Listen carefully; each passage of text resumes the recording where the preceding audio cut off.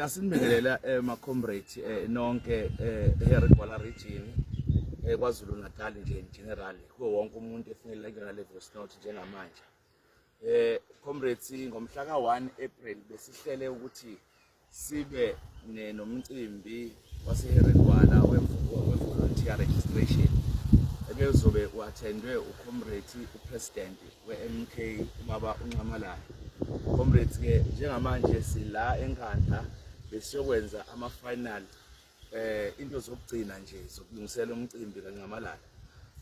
Masifika ke la kaNcamalala namhlanje ke sifisa ukunitshela ukuthi uNcamalala une-commitment enkulu kusasa kufuneka ahambe ayobonana nabameli njengoba i-IEC ithena akavumelekile ukuthi avele kwi-ballot. Ingakho ke namhlanje uthi uNcamalala kusasa uzobe ngekho lonke lolu suku lelo benza i-consultation nabameli ukuze ngolwesibili balungiselele ukuya court ukuyona lolu daba lokuthi uNcamalala avele kwi-ballot njengoba ku-IEC emphikisile futhi emkhiphile ohlwini lwabantu ekufuneka bavotele.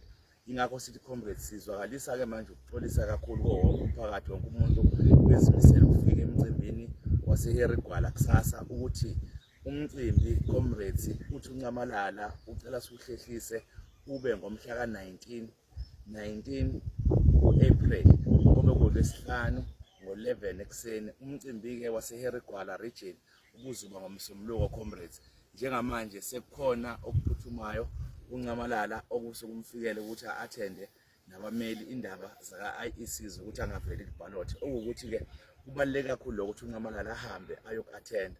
So ke comrades siyaxolisa kakhulu kubo bonke abantu akade sibezimisela abanye mhlawumbe sebesondele ngaseRegwala ukuthi beze emcimbini. Sesicela ukuthi nazise ukuthi umcimbi wethu ngomhla ka-19 April ucomrade uNcamalala upresident uzobe khona.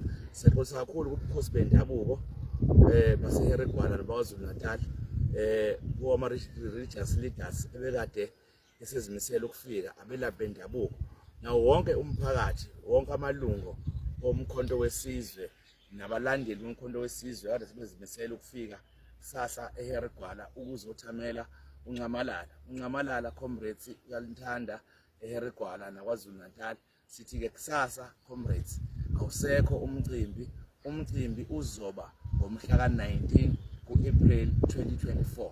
Kusho ukuthi all our energies comrades mhla ka-19 save the date 19 April 2024 ngenxa ye-Ngeke.